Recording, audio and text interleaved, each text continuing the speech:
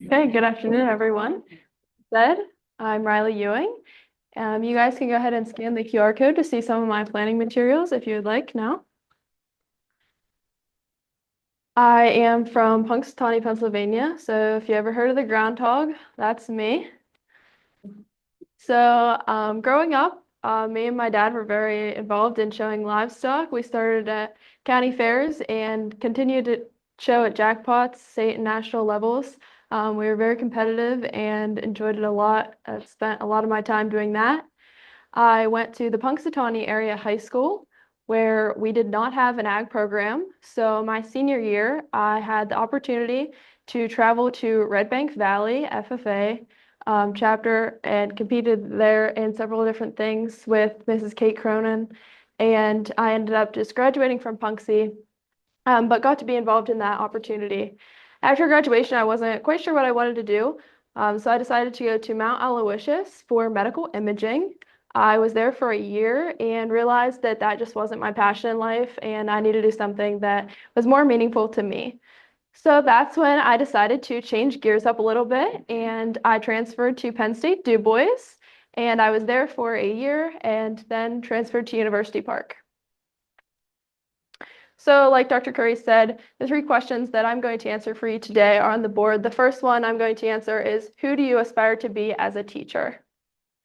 So to lead into that, I started off with my philosophy of agricultural education, which is built off of beliefs, goals, and methods that I have and developed through my 4 years at Penn State. The first one is building relationships with my students. I think that that is crucial, and making sure that every student knows that they belong in my space and can be a part of it in what we do. I think that learning should be relevant to the students, hands-on and engaging. Next is goals that I have for myself is to prepare students for success, whether that be in agriculture, just in their life, or in their future career. And with that, the methods, I want to get to know all of my students and making sure that I'm using methods of teaching that revolve around my students and how they learn best. And I also put the three-circle model up here on my presentation. This is all school-based ag ed. It's revolved around three things. The first one is classroom, the second one is FFA, and the third one is SAE, which is supervised agricultural experiences. Next, my classroom management plan. I made these three posters that I'm going to use in the spring during student teaching. This will help me with classroom management. First off, I have my procedures for the class, which will be posted so students know what to do when they come in the room. I want them to focus in on my class, bring all the tools necessary, whether that be just for their classroom, a pencil, or if we're working in the shop, bringing necessary clothing or PPE. I want them to complete a seed starter, which is a bell ringer, but I'm putting a little twist on it, so I'm going to call them seed starters. And then actively participate through my class, whether we are in the shop or in the classroom doing hands-on activities. And then we will finish with a final harvest, which can be different several ways, such as just a question or reflecting on the class that we just went through. The next is my expectations for my students. I want them to respect me and their peers. I want them to listen to everything that I have to say, especially when we're in the shop. It's very important that they're listening to the instructions that I'm giving them because there are several tools that they could get injured with. The next one is be responsible and take ownership. If something happens, let me know. We can work through it. I want them to show kindness to everyone, not just me and their classmates, but when we're out at different FFA events and around in the community. And then just be engaged with what we're doing and don't disrupt others. And then the last one there is consequences, which go along with my cooperating center. So first, they'll get a verbal warning. Next, if it happens again, we'll meet one-on-one, work through it, see if it's something that I can help them with that's happening. Next, we're going to have to contact a parent at home and see if there's other action that we can take. And if it happens a fourth time, it's going to have to be an office referral. Next, this would be kind of like my dream program if I got to design my own program. So first, students would start off with an intro to ag class and go through a little bit of everything that they would learn throughout their career as their 4 years in high school. And then they can choose a pathway. So we have ag science, plant science, and animal science, and then different classes that go along with that that they might be interested in. Either just it's an interest to them, or maybe they want to be a vet when they're older, so they want to take those classes and just get a little bit more experience and know what they're getting into. Next, my lab integration plan.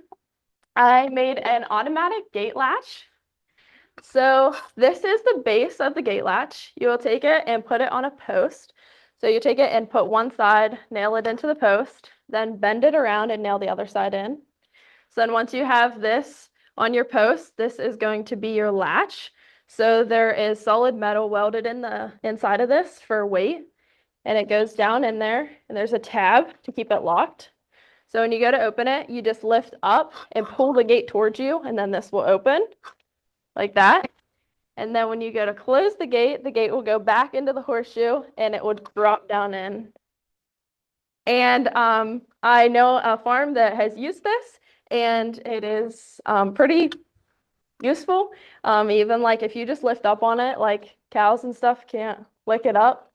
So you physically have to pick it straight up. So pretty cool idea. Students can do a lot of different techniques with this. It requires them to measure out things, cut things, drill the holes, grind the different things, and then they'll weld it. So this is kind of a project that would be used towards the end of the year so that students have all those skills and can do a nice job. And this is a useful project that you can use for real, or if students want to sell it or something like that. It's a great idea. So if you guys want to pass it around, you can look at it. So then next I want to talk about a facility that I would love to have in my cooperating center, or I guess not my cooperating center, but in my future program is a chicken coop.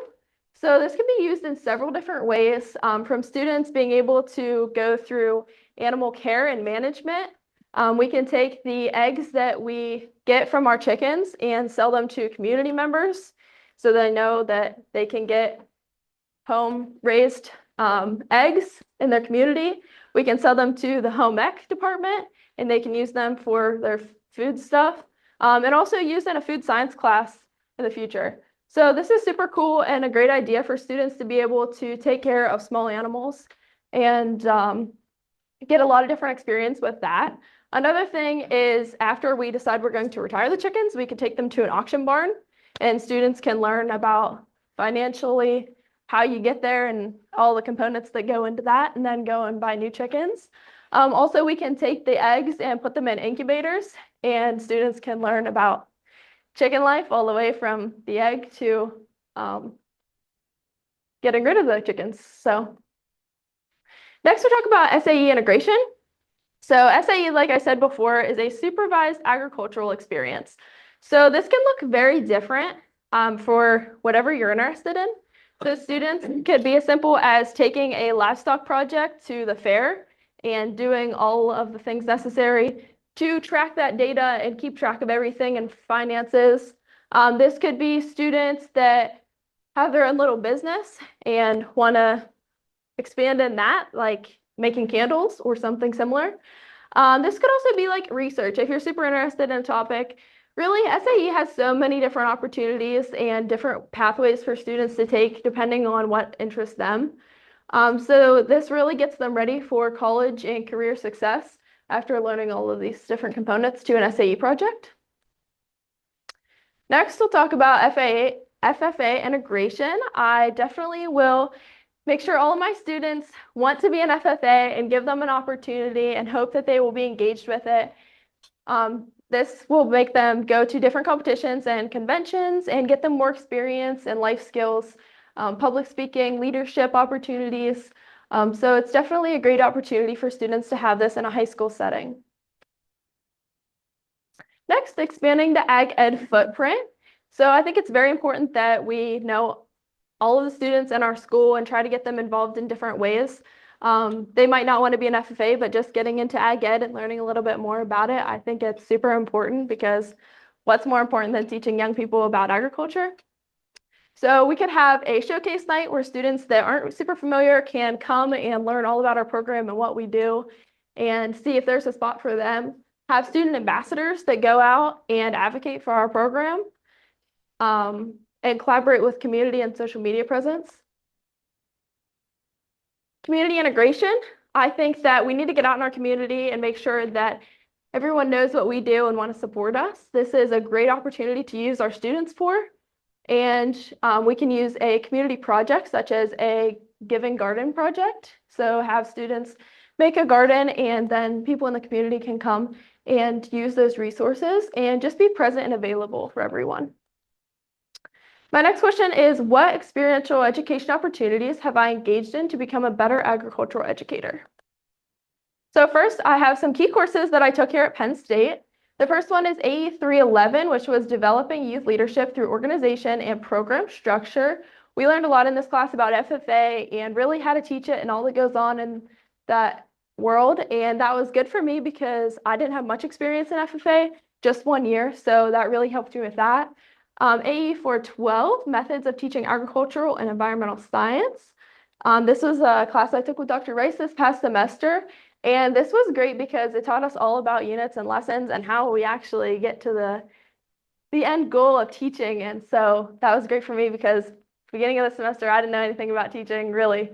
And AE 350 was with Dr. Ewing, and we learned all about welding, small gas engines, and electrical.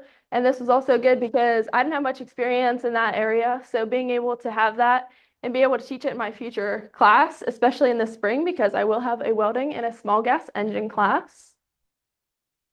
And then some certifications that I've got along the way: the American Red Cross, CPR and AED, Pennsylvania Hunter Trapper education, which I could incorporate into my wildlife unit this spring, National Safe Tractor and Machine Operator, and I am a certified agricultural literacy educator. Some professional development opportunities that I've had were to go to the NWE and PWE conventions this summer and last week in Nashville. I went to the Ag Ed Institute about inquiry-based lessons, and that was great to know how students learn and making sure that I incorporate that into my lessons. And then I'm also a Pennsylvania Farm Bureau member. Some experiences I have. First, working at Drummond Animal Hospital the past 3 years has taught me a lot about animal management and care, and I hope to implement the stuff that I've learned into a vet science class in the future. And then I also did some substitute teaching in Armstrong County and worked at the Belknap Livestock Auction Barn, as well as I'm a Pennsylvania Farm Show Commissioner. Throughout our couple years here at Penn State, they have prepared me to be able to teach diverse learners. So through a couple experiences being PWE and NWE, going to different workshops about diversity and how to include that into your classroom. And then also I got to teach the LifeLink Gear students here on campus. So that was a great opportunity to understand how they learn and really get a firsthand experience into that. And then also in the classroom, I can use choice boards, interactive notebooks, and just meeting my students' needs. My next question is, how am I prepared to maximize my student teaching internship opportunity? I will be student teaching in the spring at Laurel High School. So it is located right here outside of Newcastle in the western part of the state. I will be teaching with Mrs. Laura Palmer. She goes to several different events and has her students very engaged in their FFA program and Ag Ed classes. These are some of the things that they go to during the year. I had the opportunity to travel with them to the FFA State Convention Activities Week this past summer here in State College. And that was good to really get to know the students a little bit more. And then I had the opportunity to also travel with them to the National FFA Convention, which was a great opportunity to really take in how to take students on a trip. And then here in a few weeks, I will go with them to the Midwinter Convention at the Pennsylvania Farm Show. So I'm super excited for that. At Laurel, they have several different facilities to help their students learn and engage in their material. The first one is their ag mechanics shop, where they have several different welders and tools that students can use to make projects. a greenhouse, an aquaponics system, a walk-in floor cooler, and a computer lab. So I brought this project with me that one of the students made last year, and I will have a unit on a project, which is going to be the C-clamp in the spring. So students are going to make this with me. So I'm super excited for that. So Laurel, as their program, has strengths and areas for growth. Some of their strengths are their community support. Their community is super engaged in what they do and always support them. They have great facilities, their student involvement, and their fundraisers. One of their biggest fundraisers, which I've never heard of before, is a toy tractor show. So that'll be in April, I believe. And then some areas for growth is administrative support, which I know a lot of other programs also have that issue. Diversity in the classroom, and most of the students come from like the same background and kind of like the farm ag kid. So getting different students involved, and then also a need for a second teacher. So as you can see, these are all the classes that I'm going to teach in the spring. And Mrs. Palmer teaches all of these right now. So she definitely doesn't need a second teacher, but I will teach welding, two classes of ag science, an animal science, advanced ag, small gas engines, and intro to horticulture. So these are all the units here that I will teach. And I'll start with some observation and just see how she does things. And then I'll slowly gain classes. And then towards the end, I'll slowly give them back to her. This is my daily schedule here at Laurel. So we have 45-minute class periods, 9 periods a day. I have several different methods of organization that I'm going to use throughout my spring semester. First being Google Drive, Microsoft Teams, and just color coding everything. So I took my little schedule that I have and I made sure that I put all of my units in there so you can click on those and it'll take you right to the units and lessons that I'm going to teach, which it looks like that up there at the top when you click on those. So as a student teacher, I have different goals and stuff for myself. First one, I think I'm very adaptable and empathetic and a motivator for students. I think that I can definitely improve in content knowledge and just getting that experience in topics that I don't have much in and making sure that I learn that all that I can for my students. And then pacing out my lessons and time management and questioning techniques for my students and making sure that they're engaged in the material and understanding everything that's going on. And then some professional growth goals are balancing classroom and FFA, which I want to get better at and experience more. And then just having constant improvement every day and making myself a better educator every day. So this is my cohort, and I'm super thankful that we all had each other through our couple years here at Penn State. I hope that they think that I was always here for them and always encouraging them, and we all got through it. So I think we did a good job. I want to say thank you to all my family and friends that came today and are online. My parents and Trent for bringing me to school a lot and making sure that they always motivated me. The Lightner and Prentice family, I can't thank you enough. My grandpa Roger and my grandma Pap are on Zoom. I included this picture of me and my dad a couple years ago with the Penn State statue out there. So I included this picture of my journey at Penn State. This is my first semester at Du Bois, and then going into my last semester here at University Park. So I definitely learned a lot along the way. And last year I remember meeting with the seniors and they were like, "You're going to change so much in the next year." And I was like, I don't know. And I'm only halfway through it and I've already changed so much. So they're definitely right about that. So thank you guys for coming to my presentation, and you can scan to see materials again if you need.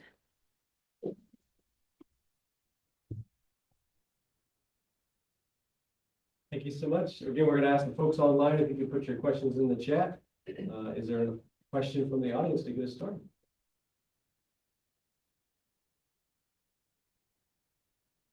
Rylee, I got you. Yeah. So first off, awesome job. I'm super excited for you to get to Laurel and to get to learn alongside Mrs. Palmer. I think you're going to grow a lot. But my question is, I also think you got a lot to offer that school. So I'm curious as to what you think are the top things that you were going to be able to bring to that school to leave that place better than where you found it. Yeah, absolutely. Thomas said, what am I going to bring to Laurel to make it a better place after I leave?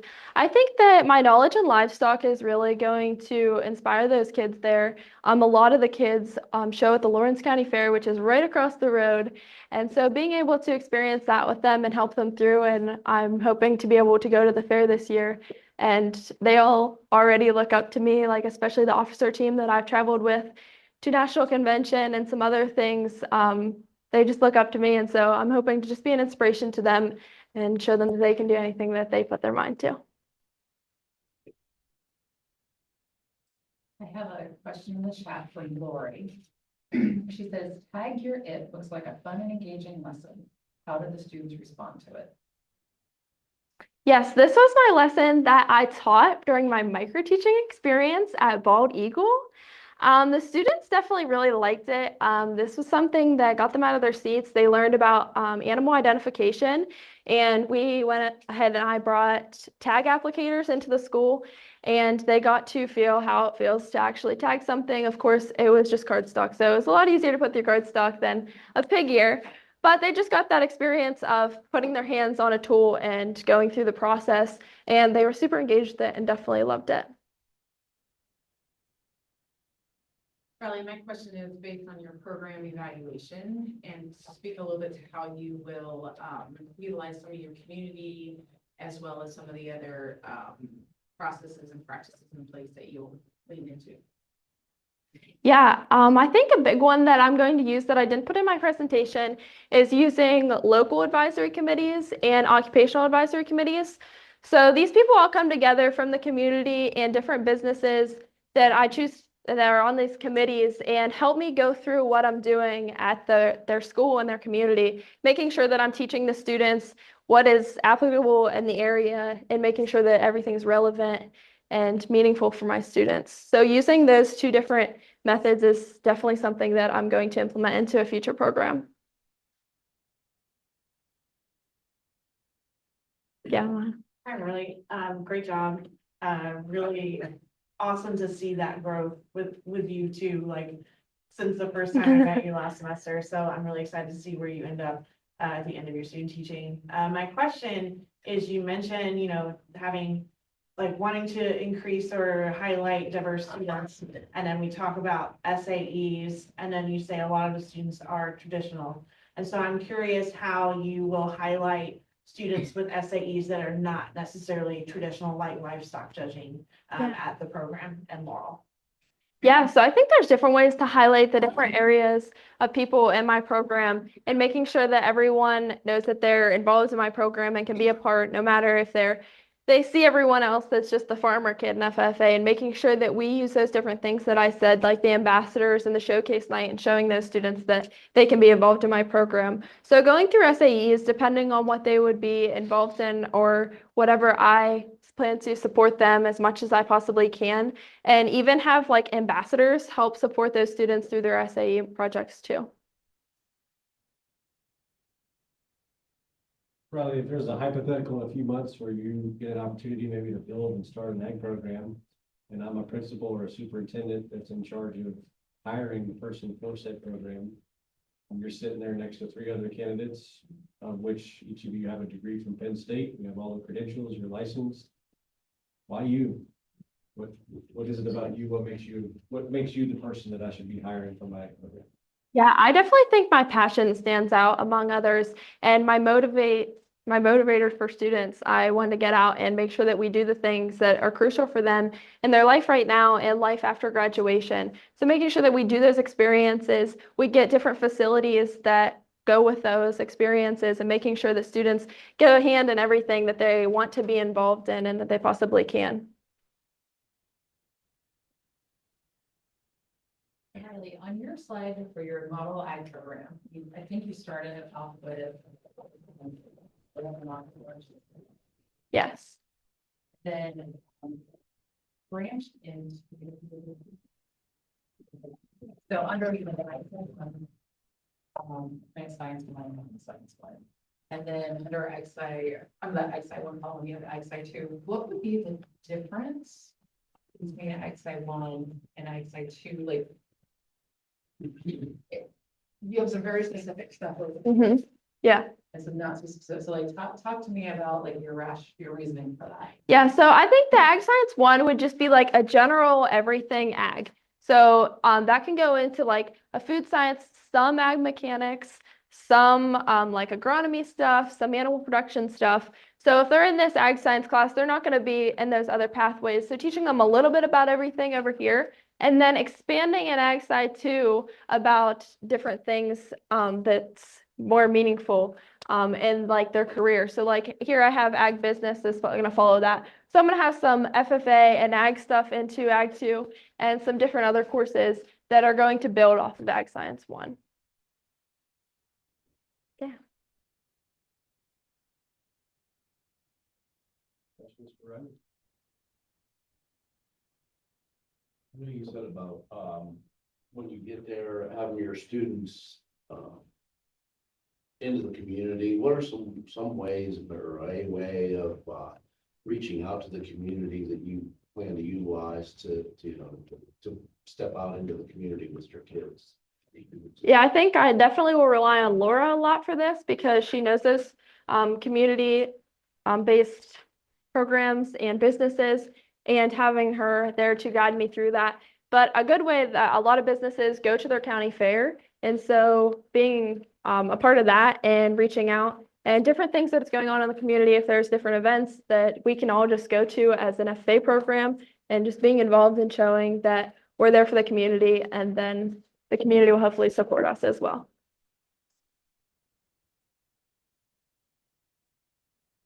Yeah. What does success for Rylee Ewing look like in 3 years? I think success looks like having a program that is meaningful to my students, no matter where it is, or even if I'm not in ag, just making sure that I am making better people no matter what. I went back and forth along the path of just education and ag education. So whatever I decide to get into in 3 years, just making sure that whatever pathway that is, just making more successful people and being a guide and an inspiration to them.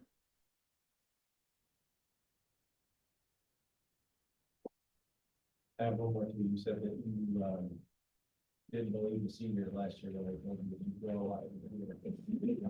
Yeah. Would you, what would you tell a freshman or a sophomore version of Rylee today, knowing what you know now about the journey ahead and how to better prepare for it?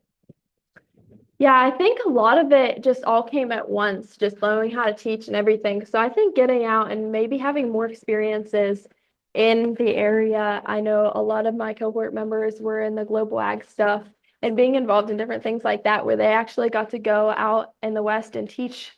Like I know Bald Eagle was like my first teaching experience, and that was only a couple weeks ago. So definitely getting out and getting those different experiences and not just going to class and going home, but I did enjoy that.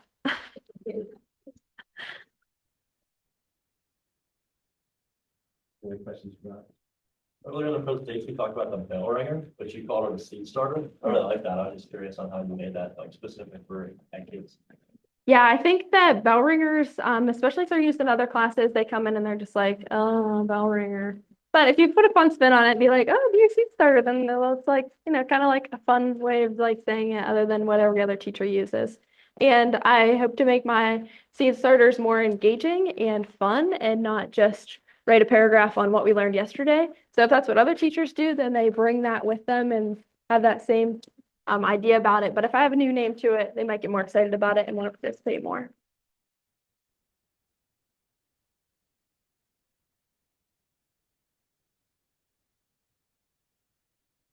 Rylee?